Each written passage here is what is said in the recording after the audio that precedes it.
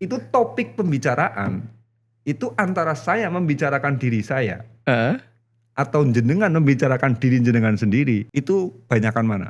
Tadi itu dominasinya adalah jenengan membicarakan diri jenengan sendiri. Oh gitu. Nah, itu adalah sebetulnya itu energi kaya. Makanya dalam kekayaan itu sebetulnya ada konsep energi narsistik yang gede.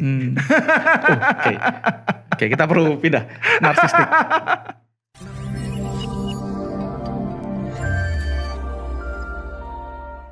Narsistik itu apakah sepenuhnya jelek atau gimana, Gus? Sama seperti ego. Jadi orang itu bisanya kemudian menjadi bintang, itu kan harus ada ide bahwa ada kemauan dari dirinya, ada minat dari dirinya bahwa saya ingin menjadi bintang. Sama saja orang ingin punya uang. Ya. Orang itu mau punya uang, dia harus punya minat bahwa saya itu ingin punya uang. Lah, yang namanya narsistik itu kan melihat bahwa dirinya itu adalah sesuatu yang istimewa. Betul. Saya adalah bintang. Yes. Dan itu diperlukan untuk kaya. Iya, dan itu diperlukan untuk menarik energi kaya. Jeleknya jelas banyak ya. Betul. Jeleknya banyak. Tapi ya sebetulnya orang yang sukses adalah orang yang punya fokus yang tinggi bagaimana dia itu mengagumi dirinya sendiri. Makanya maaf, semua orang yang sukses dan maaf ya, bukan cuma dalam harta. Ulama juga seperti itu saya perhatikan. Motivator, spiritual seperti itu saya perhatikan. Lebih banyak membicarakan dirinya sendiri. Betul. Saya kalau nonton Gus Baha itu kayaknya dia juga sombong ngomongnya. Walaupun dalam hal ilmu kan. Betul. Ya walaupun aku sih tidak keberatan, aku sih suka sama orang itu. Tapi maksudnya benar juga dia kalau ngomong, kalau saya ngalim kan, kalau kamu jangan gitu. Maksudnya dia tetap mengagumi kengalimannya dia, walaupun mungkin niatnya bukan sombong ya, atau aku nggak tahu sih. Tapi memang begitu. Memang itu mentalitas artis. Mentalitas juaranya itu. Begitu ya. Seperti itu. Bagi Gus Baha harta nggak penting, sama sekali nggak penting. Tapi ilmu dia harus paling pinter. Betul. Dan dia punya kayak pride gitu ketika dia pinter gitu. Iya, sama kayak gitu memang. Cristiano Ronaldo juga gitu. Wah, sombong setengah mati itu. Kayak gitu ya. Oh iya. Dia kalau ditanya siapa yang nyetak gol paling banyak terbanyak, gue lah gitu. Siapa lagi? Iya kan. Deddy Corbuzier. Betul. Coba kan di dalam dia itu kemudian mengagumi dirinya itu sangat besar. Itu sebetulnya adalah energi culas sebetulnya. Narsistik. Tetapi memang orang tidak bisa mencapai itu semua kalau kemudian dia itu tidak melampaui orang itu tidak akan mencapai titik di mana dia itu menjadi bintang dalam persoalan apapun kalau dia itu tidak melihat bahwa dirinya itu hebat. Betul. Jadi tetap perlu quote on quote tetap dia sombong dalam dalam betul dan narsistik. Suka membicarakan dirinya sendiri kayak gitu loh. Betul. Aku nonton Ahmad Dhani juga gitu. Dhani itu perasaan dia musisi terbaik nomor 1 di Indonesia dan nyatanya begitu kan gitu. Kalau ngomong kan Dhani kan sombong banget. Enggak ada yang tawadu kan. Iya. Yang ada masalah ada apa enggak? Jarang. Makanya saya datang ke sini sadar sepenuhnya ini Angga ini. Iya, kan lebih banyak. Kalau dikatain sombong biasanya saya bilang dari dulu gitu. Saya bahkan tidak mengelak kalau saya dibilang sombong. Ya itu memang makanya saya juga pernah ngutip dari Deddy Corbuzier juga. Salah satu sifat culas yang dimiliki orang sukses itu adalah narsistiknya yang tinggi. Sebetulnya bukan narsistik, tetapi itu energi yang mengangkat dirinya kemudian menjadi bintang. Kayak gitu kalau Anda seniman juga Anda perlu merasa kalau Anda seniman terbaik di planet bumi ini untuk bisa menghasilkan karya-karya yang bagus gitu ya. Iya kayak gitu. Jadi memang ada pujian kepada dirinya sendiri. Kayak gitu. Betul. Maaf ya, itu bagian dari sifat Allah. Narsistik itu. Allah juga suka memuji dirinya sendiri. Iya, makanya kemudian Allah menjadi maha agung karena Allah itu mengagumi dirinya. Lah, makanya jenengan juga jangan merasa bersalah. Betul. Karena apa? Dengan saya mengagumi diri saya sendiri, kemudian hidup saya lebih memberdayakan diri, kemudian bisa menolong orang lain. Cuman yang perlu dihati-hati adalah jangan kejebak lupa diri, kemudian sombong kayak Korun. Lah itu jebakannya. Segala hal itu ada jebakannya. Oke, masuk akal. Iya, aku baru nyadar tuh. Bahkan orang-orang ulama-ulama sekalipun ya yang kesannya harusnya tawadu enggak sombong, tapi ketika dia sangat berilmu dia juga sangat mengagumi diri sendiri at some level ya. Aku baru nyadar itu. Ya jelas. Saya itu enggak akan pernah bisa populer di media sosial kalau kemudian saya itu tidak membicarakan Hmm. kondisi saya sendiri. Hmm. Kayak gitu loh. Saya Hmm. juga suka memuji diri saya sendiri. Halo teman-teman semua, sorry saya interupsi sedikit ya, karena ini adalah video yang mungkin Anda akan sangat sukai gitu ya. Kalau misalnya teman-teman merasa ini sesuatu yang cukup powerful untuk bisa membantu Anda, maka teman-teman akan sangat suka kalau misalnya teman-teman saya undang langsung ke dalam webinar kita di Kedamaian ID. Dan di webinar ini teman-teman, kita akan melakukannya secara live. Saya mengundang Anda secara langsung untuk bisa ikutan ke dalam webinar kita dan teman-teman bisa dapatnya itu secara gratis. Caranya gimana? Teman-teman langsung aja cek di kolom deskripsi di bawah video ini. Anda cari link webinar kita, di sana kita sudah cantumkan linknya dan teman-teman akan bisa mendaftarkan diri dan setelah itu kita akan sama-sama ngobrol lebih dalam seperti apa yang kita bahas di dalam video ini. Oke, pastikan teman-teman bisa hadir di dalam webinar kita dan silahkan lanjutkan untuk menonton videonya.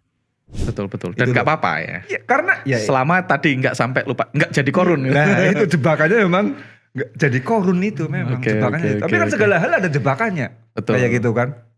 Kayak gitu. Miskin Segala- terus sombong juga bisa jadi banyak kayak gitu loh. Karena sombong itu kan sebetulnya orang yang mendustakan kebenaran. Itu loh. Wa kadzdzaba bil husna. Itu yang namanya sombong, mendustakan kebenaran, mendustakan kebaikan. Kita dikasih sedekah sama orang, tidak terima kasih. Malah kemudian kita itu memeras orang yang memberikan sedekah kepada kita. Ini yang namanya wa kadzdzaba bil husna. Itu orang sombong. Itu loh. Itu. Iya, Jadi ada dia yang- bicara tetapi tidak fakta. Kayak gitu loh. Contohnya misalkan kayak dulu kasusnya Sunda Empire itu. Oke. Siapa itu? Iya, tahu. beliau, ya? Lupa aku namanya tapi tahu orangnya. Sunda Empire siapa namanya? Rangga misalkan. Rangga, dia bicara bahwa saya itu sudah selevel dengan Sekjen PBB. Saya sudah terhubung dengan Putin. Kayak gitu kan. Saya baru nelpon Putin. Itu faktanya ada apa enggak? Nggak mungkin itu komedi, Gus. Bukan komedi itu. Itu memang betul halusinasi. Oh, gitu? Halusinasi, betul itu orang halu itu. Oke. Dengan dia itu merasa bahwa saya selevel dengan Putin, tetapi faktanya tidak. Ya itu yang namanya wa kadzdzaba bil husna. Itu orang sombong namanya. Tapi kalau kemudian saya ngomong, saya punya perusahaan 7. Ini sudah jalan semuanya. Dan ternyata memang 7 perusahaannya. Dan memang betul 7. Misalkan kayak jenengan ngomong, saya semuanya sudah kerjakan sama karyawan, saya nganggur sekarang Gus. Misalkan kayak gitu loh. Tapi fakta. Oke. Loh, kalau fakta kebenaran kan? Oke. Sombong apa bukan? Itu bukan sombong. Itu hanya kita itu sedang membicarakan bahwa saya ini punya prestasi. Saya itu punya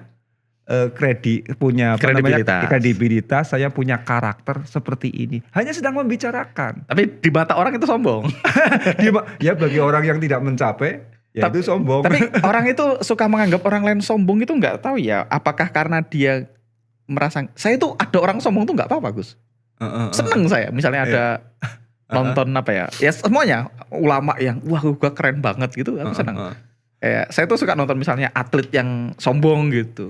Itu seneng. Kayak semuanya kayak Ahmad Dhani itu aku seneng nonton Ahmad Dhani. Kan Ahmad Dhani kan sombong setengah mati itu kalau nonton audisi Idol tuh dia baru ngomong, "Halo, diterima kamu." gitu. Kalau pro memang beda gitu. Enggak usah denger dia nyanyi aku udah tahu. Itu kan asik kayak gitu ya. tapi nggak menjengkelkan ya. Apa yang membedakan orang yang sombong tapi ngesuhin sama sombong tapi kok kayaknya enak ditonton gitu, enak dilihat gitu. Ya itu persoalannya Fakta adalah tadi ya? fakta tadi. Wa kadzdzaba bil husna atau tidak. Kayak gitu loh. Wa kadzdzaba bil husna atau tidak. Kalau kemudian bikin nyaman kepada orang lain, itu bukan kesombongan, tetapi itu memang rasa percaya diri. Betul. Itu loh, selisihnya kan dikit banget antara percaya diri dengan sombong. Itu loh. Iya, dimengerti. Iya, kadang-kadang aku kok ada orang yang sombong tapi kok dia kok kayaknya nggak ngeselin, tapi ada orang yang kayak ngeselin banget ya kalau sombong. Itu mungkin di situ. Oke. Di situ. Gitu. Siap. Gitu. Wah, ini menarik nih. Nah, aku mau nanya satu lagi Gus, ini yang berhubungan dengan kaya, kita balik lagi kaya. Ada banyak orang yang spiritual, orang baik itu takut kaya karena mereka punya keyakinan orang kaya itu masuk surganya susah. Nah itu gimana Gus? Itu yang saya perangi dalam training saya kan, model level pemikiran yang seperti itu, keyakinan-keyakinan yang seperti Oke, itu. itu datangnya dari mana kok? Apa kan ini pasti kebenaran awalnya kan? Maksudnya semua hal itu saya itu percaya semua hal itu benar pada pada porsinya lah, maksudnya benar dalam konteksnya. Nah, konteks orang kaya susah masuk surga itu dalam konteks apa, Gus? Kan seperti ini loh Mas. Hmm. Jadi sebetulnya rasional, orang kaya susah masuk surga itu rasional. Sekarang kayak gini, dengan punya uang 1 miliar, dengan punya uang 1 juta, dihitung cepat mana? Cepat yang 1 juta. Cepat yang 1 juta. Dengan punya harta nanti di yaumil hisab, dihitung oleh Allah, cepat mana? Cepat yang sedikit. Yang sedikit jelas kan? Betul. Itu rasional betul. Itu Betul. rasional. Tapi perlu diingat bahwa yang namanya orang dihisab itu bukan orang diazab loh. Oke, dihisab dan diazab tuh beda. Itu beda. Oke, ini ilmu nih aku baru tahu. Walaupun dalam hadis Nabi Heeh. itu ada yang mengatakan bahwa yang namanya dihisab itu sudah seperti diazab. Oke, kalau jelek. Hah? Atau gimana? Bukan. Jadi orang dihisab itu kan orang ngantri. Betul. Orang ngantri itu kayak orang keazab enggak? Betul. Itu loh. Orang dihisab itu orang ya kayak kita masuk imigrasi itu kan. Ya. Tahu, saya ngantri mie gacoan. Iya itu kan. Coba kita masuk imigrasi, barang bawaan banyak. Waduh, tegang nggak ketulungan itu loh. Betul. Masuk imigrasi. Lah sama, makanya kemudian Nabi mengatakan bahwa yang namanya hisab itu sudah masuk kategori azab. Oke. Tetapi perlu diingat, imigrasi itu tempat azab apa bukan? Bukan. Bukan. Makanya yang namanya orang dihisab itu bukan orang kena azab. Oke. Cuma karena resiko, antrian dan lain sebagainya, kemudian akhirnya seolah-olah menjadi azab. Oke. Nah, ini perlu dicatat berarti satu. Yang namanya hisab itu bukan Beda. azab. Oke, satu. Itu loh ya, itu loh. Nah, sekarang yang menjadi persoalan, kalau kita itu menggunakan harta kita, ya, menggunakan harta kita yang begitu banyak, tetapi digunakan untuk melakukan amal kebaikan. Melakukan amal soleh. Sehingga ketika dihisab, loh ini kok adanya kebaikannya, ini kok kebaikannya, ini kebaikannya. Malah bisa-bisa, ya udah kamu orang baik banget dengan harta kamu, ya sudah kamu masuk surga, gak usah saya hisab. Kamu masuk surga gak usah saya hisab, biwairi hisab. Jadi malah potensi kita untuk masuk surga dengan harta itu jauh lebih gede. Karena apa? Asalkan kita konsekuen berbuat baik untuk kehidupan, ya pertama ya untuk keluarga, kemudian untuk anak, istri dan sebagainya, maka potensi kita masuk surga biwairi hisab itu kemudian menjadi sangat besar. Sama seperti Abdurrahman bin Auf. Okay. Abdurrahman bin Auf itu ya, begitu distempel oleh Nabi, ada 10 sahabat yang dijamin masuk surga. Terus ditunjuk, tapi nanti kamu yang paling akhir masuk surganya. Wah, langsung stres itu Abdurrahman bin Auf. Ya, langsung stres. Masa nanti saya masuk surga itu paling akhir? Sehingga apa? Hartanya itu dibuang-buang, disodakoh-sodakohkan. Nah, bodohnya Abdurrahman bin Auf di sini. Kalau dia itu pingin miskin, seharusnya ya sanalah berbuat yang mungkar. Kayak gitu kan. Berbuat yang mungkar, berbuat yang kufur. Tapi apa? Malah dia sedekah. Dikasih-kasihkan orang kan sedekah. Malah menarik energi kebaikan. Makanya dia kemudian hartanya dibuang-buang, malah justru dia semakin kaya itu loh. Maksudnya bodoh dalam tanda kutip. Iya. Tetapi pada akhirnya karena beliau itu kemudian hartanya itu habis digunakan untuk amal, yang terjadi apa? Abdurrahman bin Auf adalah orang yang pertama kali masuk surga. Paling awal. Iya jadinya. Nasibnya berubah menjadi orang yang paling ada riwayatnya dibilang sama Nabi berubah atau gimana? Saya membaca cerita itu dari Adi Hidayat. Itu. Dari podcastnya Adi Hidayat. Itu. Jadi apa? Dia malah jadinya apa? Digampangkan untuk masuk surganya. Itu loh. Karena apa? Riwayat hartanya adalah riwayat harta yang digunakan untuk kebaikan. Begitu diserahkan tambah kaya dia. Terus gimana? Disedekahkan lagi atau? Ya, memang dia itu sudah nggak bisa membuang lagi, kok bingung. Satu-satunya jalan, ya satu-satunya jalan kalau dia ingin miskin ya bakhil lah. Betul. Ya kan, seharusnya dia bakhil. Wa ammam bakhila wastaghna. Seharusnya dia itu menyombongkan diri kemudian bakhil.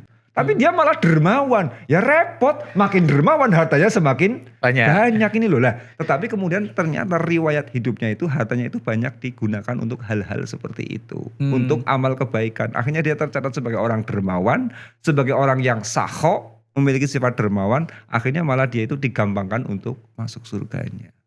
Ini, ya makanya kemudian ini pilihan. Betul. Ya, kita harus berani tegas. Hidup itu harus pilihan, termasuk urusan akhirat. kita juga harus tegas dengan kehidupan kita juga. Iya, saya tahu. Saya punya uang 100.000 dengan uang 1 juta dihitung lebih Cepat lama, 100.000, lebih lama 1 juta. lebih lama 1 juta. Itu memang resikonya. Tapi kita bisa mengantisipasi resiko tersebut. Karena apa? Daripada kita di sini hidup miskin, merepotkan masyarakat, memalukan Nabi. Ya kan? Coba kalau umat Islam atau umat Kristen miskin semuanya, yang malu siapa? Nabinya kan? Iya enggak? Itu. Coba kalau semua santri kemudian miskin, yang malu siapa? Kiainya. Kayak gitu loh. Oh, kalau santri saya kemudian miskin, ya yang malu adalah kiainya. Betul. Sama, ketika umat itu miskin, yang malu siapa? Nabinya. Nabinya. Makanya kita itu kemudian dalam ranah spiritual religius ini ya, spiritual religius. Kita kemudian memiliki harta karena apa? Dengan harta kemudian ya ini para nabi itu pun sebetulnya bangga kok ketika para nabi itu memiliki umat yang kaya raya. Selama dipakai untuk yang kebaikan. Yang kebaikan, kayak gitu loh. Oke, ada enggak? Oke, kalau kan ada yang bilang kalau kaya itu susah masuk surga. Apakah kalau miskin terus jadi gampang? Atau enggak juga?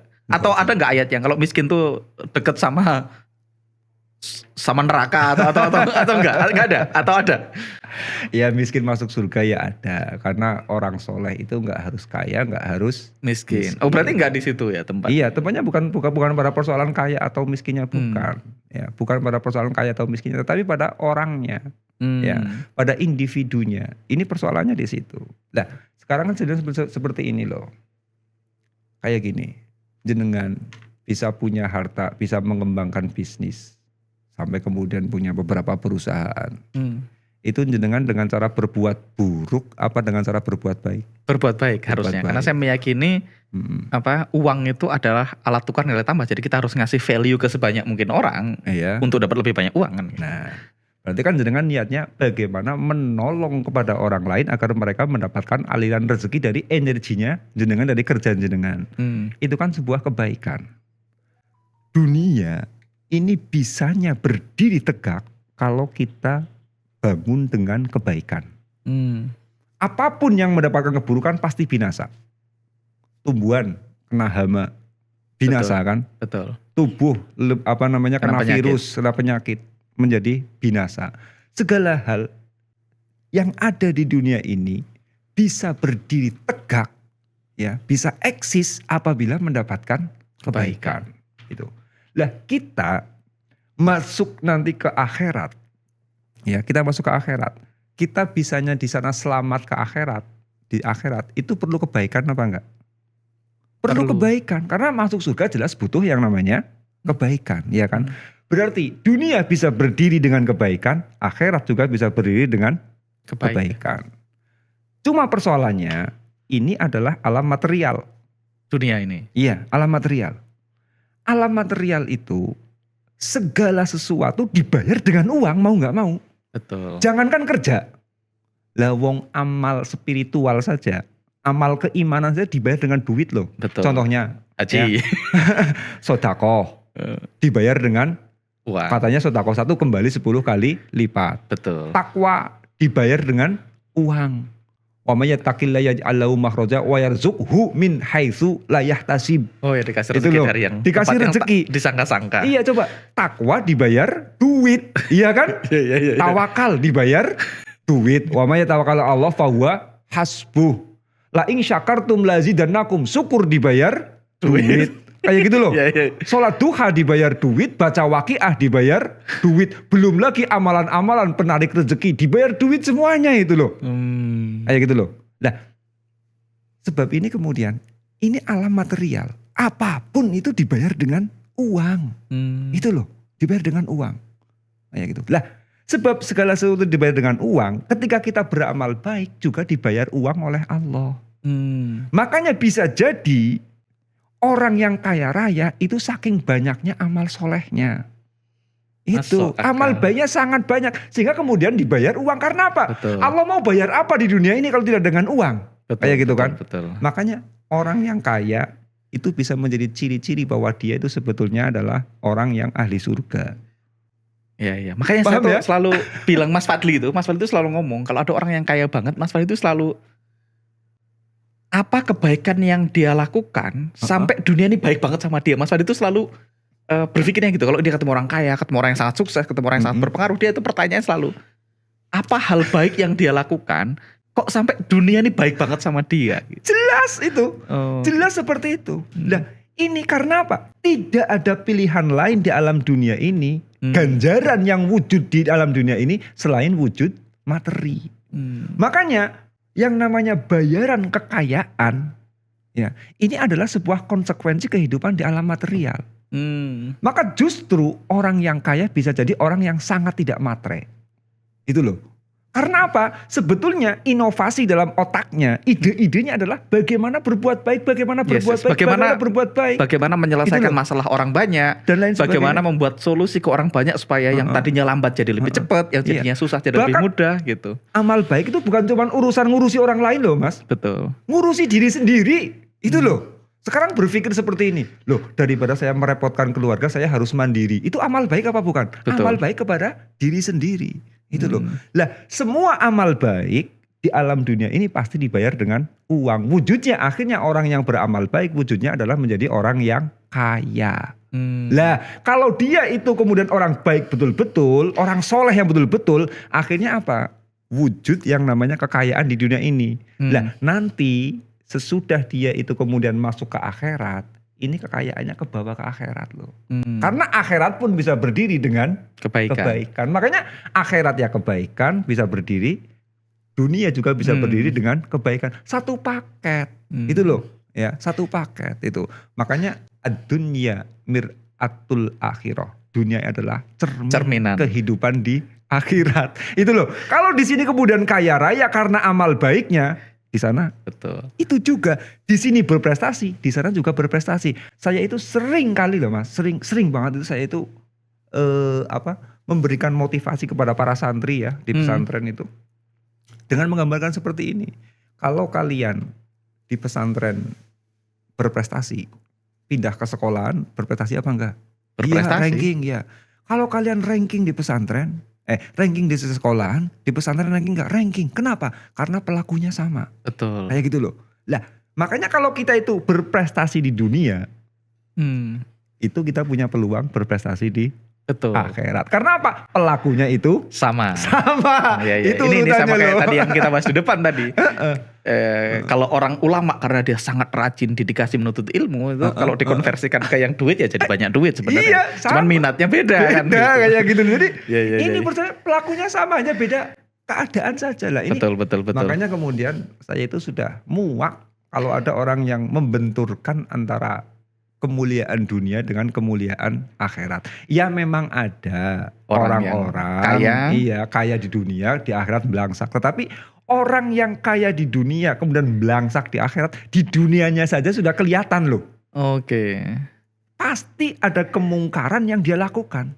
Itu sudah pasti. Contohnya Harvey Muiz. Itu sudah nggak mungkin dia tuh masuk surga. Tetapi apa? Dia kok bisa hancur seperti itu sebelum dia masuk ke neraka betulan, dia sudah masuk neraka duluan. Neraka kecilnya. Iya itu loh. Neraka dunia sudah masuk karena di sini dia sudah masuk neraka, yaitu ad-dunya mil'atul akhirah. Dunia adalah cerminan akhirat. Di sini sudah masuk neraka, di sana juga tinggal masuk neraka. Tapi kan belum finish, Gus. Finish gimana? Maksudnya kan katanya kan orang belum dicabut nyawanya masih punya peluang bertobat. Ya, itu jelas, itu masih ada proses. Tapi kita melihat saat ini loh. I see. Melihat saat ini. Kalau di stop sekarang maksudnya. Iya, kalau dia di stop sekarang itu sudah kelihatan. Itu loh. Jadi orang kaya yang kemudian masuk neraka itu kelihatan di sini kok.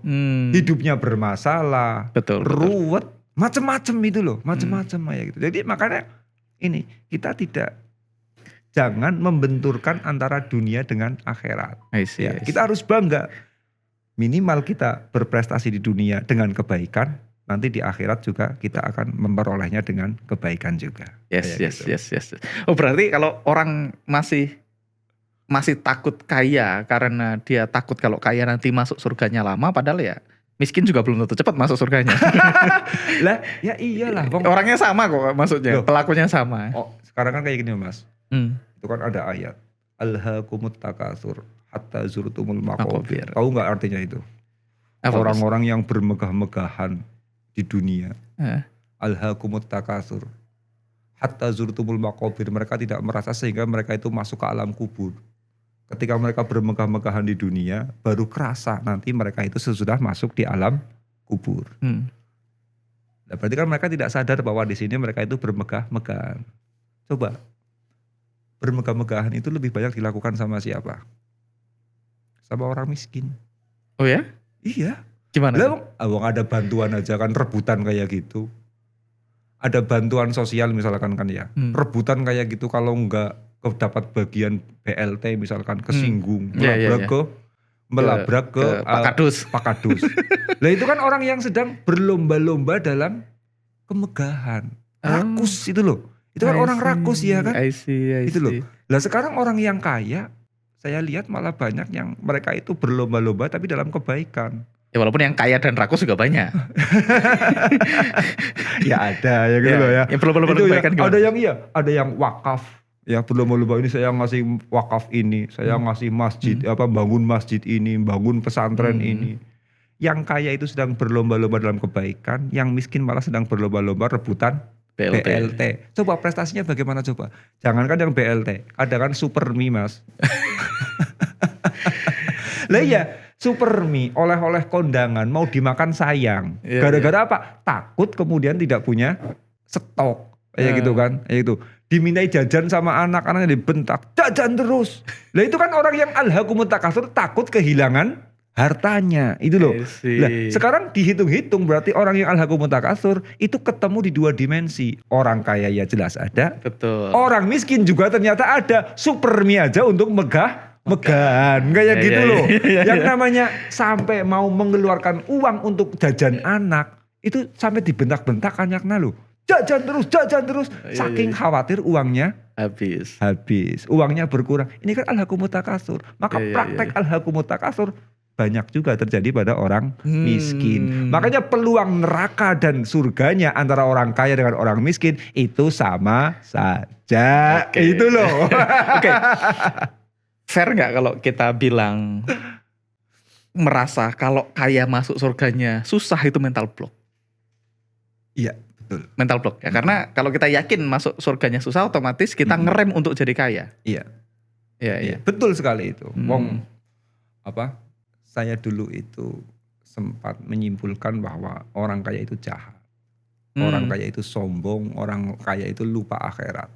Selama saya masih meyakini itu, Masya Allah rezeki saya, susahnya gak ketulungan nyari duit itu. Betul. Ya Allah. Itu karena apa? Saya memblokir rezeki yang masuk dengan pikiran saya sendiri. Makanya kalau kita itu sudah memblokir bahwa kaya susah masuk surga, ya sudah. Peluang kita untuk mendatangkan rezeki itu juga sempit. Walaupun tadi itu ada kebenarannya kata-kata itu, tapi ya dalam konteks tertentu kayak gitu kan. Makanya sampai saya mendirikan training spiritual prosperity dan sebagainya dalam rangka ini loh, menggeser mindset yang seperti itu. Jangan lagi membenturkan antara akhirat dengan dunia. Oke, kayak gitu. Siap. Toh yang membela orang miskin kan sudah banyak. Betul. Saya tak membela orang kaya. Ya itu salah satu hal yang yang saya merasa banyak orang itu kenapa mereka kok takut kaya, karena kebanyakan ulama itu menceritakan keutamaan miskin. Karena biasanya mohon maaf ulamanya miskin. Sehingga karena dia miskin, saya nggak tahu ya ini akan kontroversial, tapi menurut saya banyak pemuka agama, bukan hanya di semua agama kayaknya ya. Karena mereka biasanya nggak kaya, terus dia menceritakan keutamaan miskin, sabar tadi. Bukan cuma faktor qanaah gitu. Bukan cuma faktor itu. Apa, Gus? Tapi ada faktor lain yang jarang dipikirkan orang ini. Apa itu, tapi agak nakal ya, nggak apa-apa ya. Boleh. Ya agak nakal ya. Di samping itu yang namanya agama itu kan dakwah, misionaris loh. Dakwah itu kan sama seperti promosi. Itu kan sama seperti promosi. Nah sekarang kalau agama itu egois, hanya membela orang kaya, surga diberikan kepada orang kaya. Sementara Yang miskin lebih masyarakat di bumi lebih banyak yang miskin apa yang kaya? Miskin. Lebih banyak yang miskin. Nah, kalau kemudian mempromosikan orang kaya yang masuk surga, agamanya laku apa enggak? Masuk akal.